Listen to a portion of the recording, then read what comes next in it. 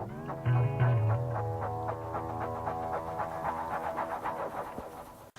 BookTube, I'm here with another video full of questions for you, and the overarching question is, what's going on in your head while you're reading? So I recently learned of this condition called aphantasia, which is where a person is unable to create imagery in their imagination. These people tend to think just in words or just in concepts. And it struck me as interesting that there are readers with aphantasia, readers who are not able to translate the words on the page into pictures in their minds. I saw in some forums that were discussing this issue that these people tend not to like heavily descriptive books, and in fact they tend to skip or skim these parts because it doesn't add to the reading experience for them. I'm actually going to link an article in the description of one man's experience with aphantasia, but I wanted to read this little excerpt in regards to reading.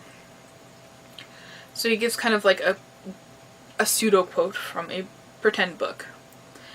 The slender, olive-skinned man brushed the golden locks out of his hazel eyes. He was so focused on preparing for the assassination that he burned his tongue on the scalding cup of joe.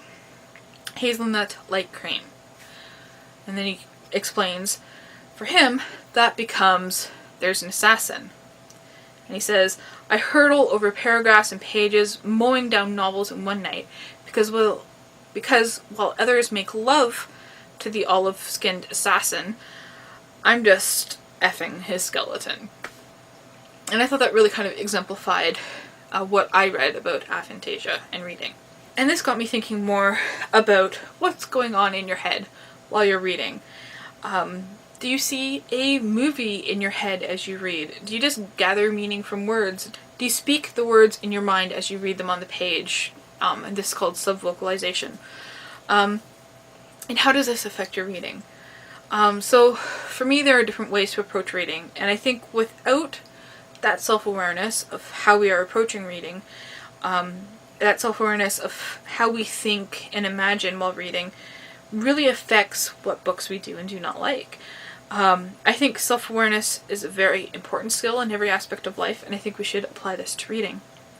So I know personally I read differently depending on what kind of book I'm reading, and what I want to get out of that book. So a lot of times when I'm reading, there's totally a full-on movie going on in my head, and sometimes I really like slowing down my reading during an action scene or quite descriptive scenes to help myself visualize what's going on. However, if I'm reading something with a more philosophical bent, I tend to just subvocalize it without a lot of imagery. Some people imply that the slowness that comes with subvocalization is negative, because it does slow you down, but I think it's important to taste ideas, to swirl them around a bit and let them digest, as opposed to just, shoveling them into your mouth as fast as you can. And then again, if I'm reading something that's not really engaging, then I just kind of skim it, take in the overall context, as opposed to details, just kind of getting the idea of it as opposed to a movie or subvocalizing or anything. And most times I'll just end up not finishing that book anyways. But how about someone who is not aware of what's going on in their head when they read? How does that affect their opinions on books? Does someone who doesn't visualize or can't visualize not enjoy descriptive books or action-based books? Do they know it's because they can't visualize a battle or a room? Or they can't visualize the characters? Do they just read to advance the plot instead of getting lost in imagery?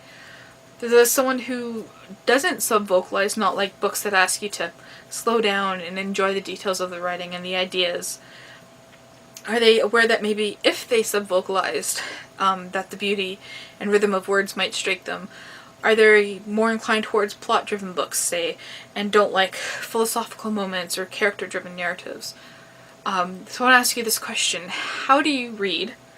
Are you aware of how you read and what's going on in your head while you're reading?